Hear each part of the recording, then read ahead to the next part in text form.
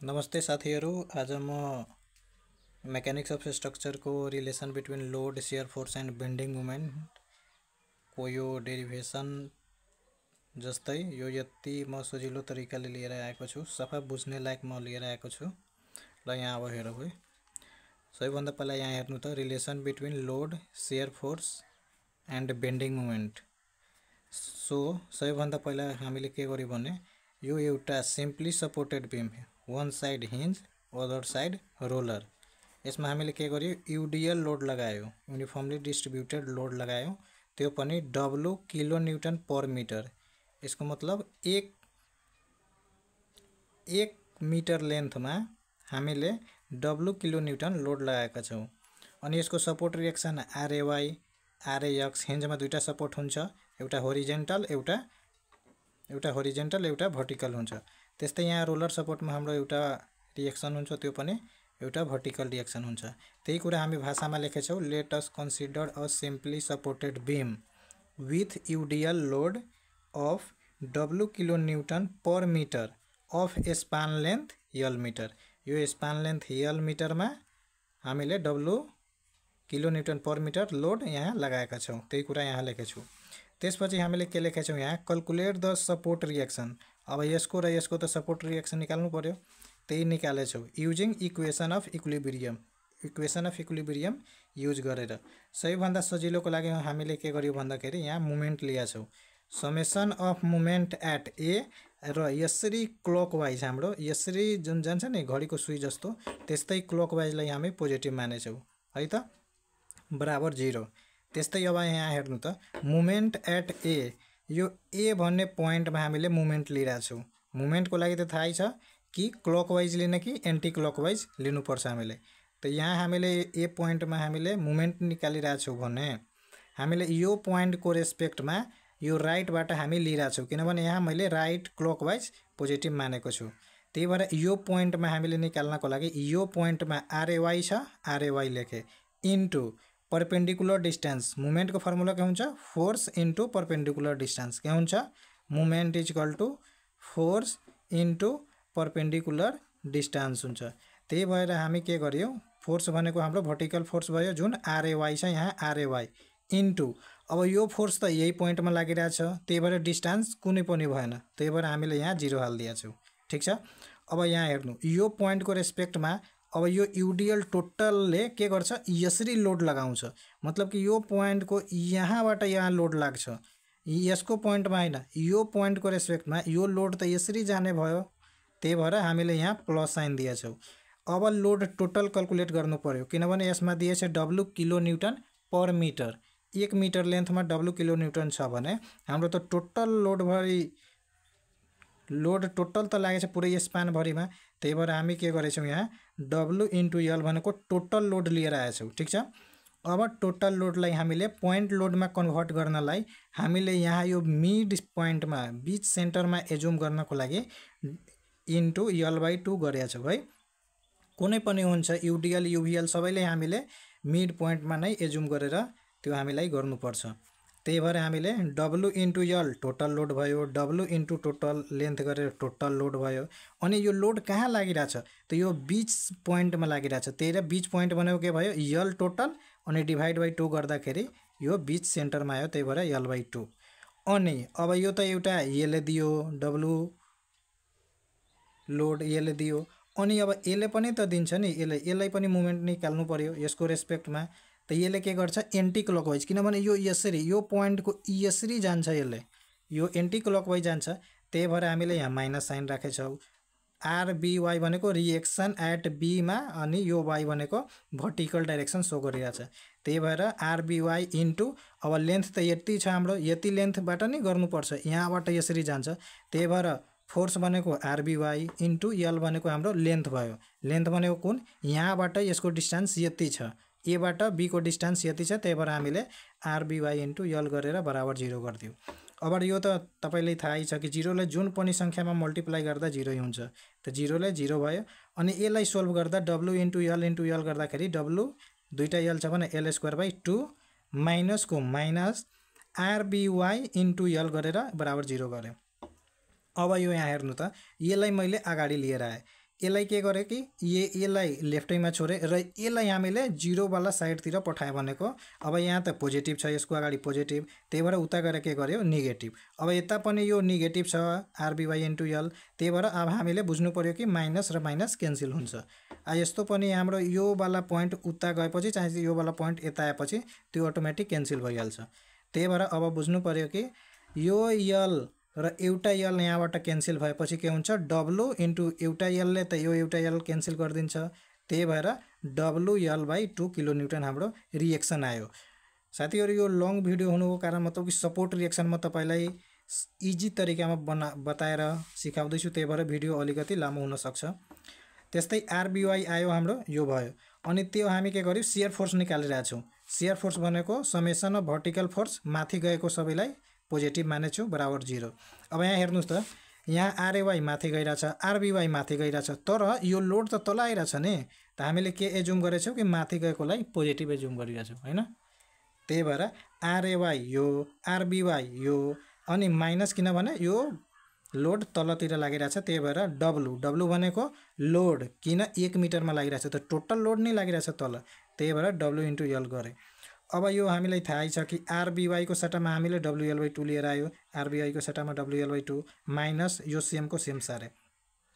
अब RAY लाई separate गरे अनि यो W * L भनेको नेगेटिभ छ यता पठाए पोजिटिभ आयो यो भनेको पोजिटिभ छ यता आयो नेगेटिभ भयो अब W - WL/2 गर्नुहुन्छ भने त्यो WL/2 नै आउँछ किनभने WL भनेको ठुलो भयो WL/2 भनेको सानो भयो त्यही भएर RAY र RBY हाम्रो दुवै के भयो भन्दाखेरि RAY र RBY भनेको WL/2 भयो अब हामीले के गर्यो भने यही फिगरलाई हामीले के गर्यो एउटा सेक्सन लियाछौ हामीले यहाँ सेक्सन लियाछौ है यो हेर्नुस् त त्यही फिगर छ तर यसमा हामीले के गरेका छौ भने यो डट लाइनले यो AA भन्ने सेक्सन लिएछौ A बाट x डिस्टेन्समा त्यही कुरा हामी लेखेछौ टेक अ सेक्सन AA यो A र A सेक्सन लिएछौ एट अ पोइन्ट C यो पोइन्टलाई हामीले C गरिदिएछौ है त अब पोइन्ट C मा एउटा सेक्सन लिएछौ फ्रम पोइन्ट A बाट एउटा लिएछौ at a distance of x डिस्टेन्समा हामीले के गरेछौ एउटा सेक्सन लिएछौ देन अब हामीले के गरेछौ भने यही सेक्सनमा हामीले calculate the shear force at C यही पोइन्टमा हामीले C बाट शियर फोर्स निकाल्छौ साथीहरु थाहै छ तपाईहरुलाई कि शियर फोर्सको लागि हामीलाई डिस्टेन्सको जरुरी पर्दैन त्यही भएर अब यहाँ हेर्नुस् त यो V भनेको सर्टकटमा शियर फोर्सको लागि मैले V जनाएछु यो V बराबर अब यो पोइन्टमा शियर फोर्स लाग्नको लागि एउटा त यसले दिइराछ किनभने शियर फोर्स भनेको all the algebraic sum of vertical force त भर्टिकल त हाम्रो माथि पनि जान सक्छ र तल पनि आउन सक्छ त्यही भएर दुईटा हाम्रो के भयो एउटा पोजिटिभ एउटा नेगेटिभ भयो यस्तो त हामीले के गरेछौ भने माथिकोलाई पोजिटिभ मानेछौ त्यही भएर RAY पोजिटिभ माइनस अब यो पोइन्टमा लिएछौ भने यहाँसम्म पनि त लोड लागेछ नि W UDL लोड त्यही भएर के गरेछौ हामीले यो W भनेको यहाँसम्म लोड लागेछ र कति डिस्टेन्समा लागेछ भने हामी कति डिस्टेन्समा यो सेक्सन लिएछौ x मा त्यही भएर W * L त्यही भएर W * L भनेको शियर फोर्स आयो RAY को भ्यालु हामीले पहिला नै यहाँ हामीलाई थाहै छ कि RAY र RBY को सट्टा WL/2 निस्काएछौ त्यही भएर हामीले के गर्यौ कि RA को सट्टामा WL/2 माइनस W को W * x को x देयरफोर V बराबर कति भयो हाम्रो WL/2 माइनस WX यो भनेको हाम्रो शियर फोर्स भयो है त ल अब यही शियर फोर्सलाई हामीले डिफरेन्शिएट गरेका छौं डिफरेन्शिएटिङ V भनेको shear force with respect to x then हाम्रो भ्यालु के आयो भने dV/dx के हो भने किनभने तपाईहरुले थाहै छ तपाईहरु पनि डिप्लोमा पढ्नु भयो होला कि यो भनेको के हो डेरिभेटिभ हो त dV/dx हामीले गरेछौ त्यो पनि हामी लेखिदिएछौ यहाँ माथि differentiating with V with respect to x then अब dV/dx d को d तलको dx को dx यो V को सट्टामा के छ यो जति छ नि यो जति टोटल यो भनेको हाम्रो V को सट्टा छ त्यही भएर हामी यो एउटा ब्र्याकेटमा लेखिदिएछौ WL/2 माइनस WX अब यो दुवैलाई माइनस छ भने सेपरेट गरिदिएछौ यो WL/2 माइनस WX अब तपाईलाई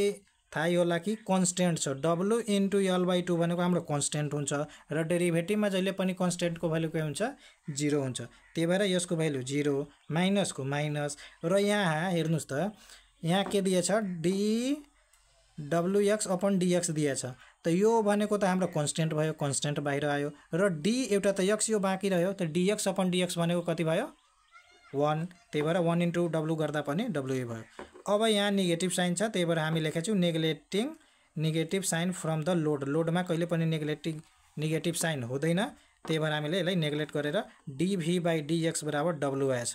अब यही कुरालाई हामीले भाषामा के लेखेछौँ भने the rate of change of shear force, the rate of, यहाँ हेर्नु त यो शियर फोर्स चेन्ज भइरहेछ रेट भनेको विथ रेस्पेक्ट टु x को रेस्पेक्टमा के भइरहेछ v चेन्ज भइरहेछ त्यही कुरा यहाँ लेखेछु। The rate of change of shear force with respect to x gives the value of load, किनभने w भनेको लोड हो, किनभने हामी फर्स्टमै यहाँ लेखेछौँ कि load of w kilo newton त यो w भनेको हाम्रो के हो लोड हो नि त यो हाम्रो लोड भयो भने त्यसले हामीले के गरेछौँ डिफ्रेन्सिएटिङ गरेछौँ नि जुन हामी शियर फोर्सको त्यसको भ्यालु के आएछ भन्दाखेरि हाम्रो w आएछ त यो भनेको लोड भयो। त यो हाम्रो एउटा रिलेसन भयो, एउटा इक्वेसन दिएँ मैले कि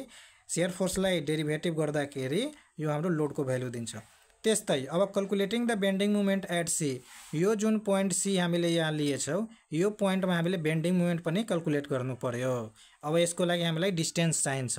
अब यहाँ हेर्नुहोस् त यहाँ मोमेन्टको लागि म सजिलैसँगको लागि यम दिएछु। अब यम निकाल्नलाई यो पोइन्टमा मोमेन्ट निकाल्नु छ भने मोमेन्टको लागि त लेफ्ट कि राइट लिनुपर्छ त मैले लेफ्ट लिएछु। अब यो हेर्नुहोस् त मोमेन्ट भनेको के हुन्छ क्लकवाइज कि एन्टी क्लकवाइज, हामीले अब यहाँ हेर्नु RAY ले एउटा यसरी गएर क्लकवाइज घुम्छ त्यही भएर RAY इन्टु डिस्टेन्स कति छ यो हामीले सेक्सन लिएछौँ x त RAY इन्टु x गर्दाखेरि फोर्स इन्टु पर्पेन्डिकुलर डिस्टेन्स भनेको हाम्रो मोमेन्ट आयो त्यही यहाँ गरेछु RAY इन्टु x। अब यहाँ पनि यो UDL को केसमा साथीहरू पोइन्ट लोडको केसमा त गर्नु पर्दैन थियो तर यहाँ UDL छ भने यसले पनि त लोड दिइरहेको होला त्यही भएर हामीले के गरेछौँ यो w इन्टु x भनेको हामीले त सेक्सन लिएछौँ डिस्टेन्समा त्यही भएर w इन्टु x र यो टोटल लोड पनि एउटा बिच पोइन्टमा सेन्टरमा त लोड दिन्छ नि त्यही भएर x/2 गरेछौँ त्यही कुरा यहाँ मैले लेखेछु साथीहरू। यहाँ हेर्नुहोस् त w इन्टु l भनेको लोड भयो र यो भनेको डिस्टेन्स भयो x को पनि आधी भयो त यो भनेको हाम्रो लोड भयो त्यही कुरालाई हामीले सोल्भ गरेछौँ। RAY को सट्टामा WL/2 इन्टु यो x भनेको WLX/2 अनि यो माइनस यसलाई w इन्टु x भनेको माइनस WX²/2 यसलाई पनि हामीले डिफ्रेन्सिएट गरेछौँ x को रेस्पेक्टमा differentiating with respect to x। Then अब यहाँ हेर्नुहोस् त साथीहरू dm/dx सेम कुरा त्यही साह्रै छु अघिल्लो जुन हामी यहाँ लेखेछौँ यहाँ सोल्भ गरेर आएछ मोमेन्टको लागि त्यो कुरा छ त्यसैले हामीले यहाँ सोल्भ गरिरहेछौँ। अब यसको पनि रेस्पेक्टमा x को रेस्पेक्टमा डिफ्रेन्सिएट गर्दाखेरि WLX/2 माइनस यसलाई पनि हामीले सेपरेट गरिदियो। अब यो WLX यो WL/2 भनेको हाम्रो कन्स्टेन्ट भयो अनि यो एउटा x बच्यो भने dx बाई यो एउटा x माथिको dx तल dx भनेको 1 हुन्छ त्यही भएर 1 माइनस यो भनेको हाम्रो w/2 भनेको कन्स्टेन्ट बाहिर आयो अनि यो यहाँ भनेको x² भनेको dx² को सोल्भ गर्दाखेरि 2x आउँछ तलको 2 र यो 2 क्यान्सल भयो अनि WL/2 माइनस WX। अब यो हेर्नुहोस् त यो भ्यालु भनेको हाम्रो v को भ्यालु हो किनभने इक्वेसन 1 मा हामीले इक्वेसन 1 के निकालेछौँ कि dv/dx सोल्भ गर्दाखेरि हाम्रो कति आयो थियो यो हाम्रो कति आयो थियो v को भ्यालु कति छ यहाँ छ v को भ्यालु WL/2 माइनस WX र यताको पनि हाम्रो WL/2 माइनस WX भनेको v त हामीले यसको मतलब के बुझ्यौ भन्दाखेरि मोमेन्टको डेरिभेटिभ गर्दाखेरि हाम्रो के को भ्यालु आइरहेछ शियर फोर्सको त्यही dm/dx बराबर v hence the rate of change of bending moment with respect to x gives the value of shear force। Thus change derivative of bending moment बराबर shear force derivative of shear force बराबर load। This is the our required relation। साथीहरु मन परेको भए subscribe like गरिदिनु होला।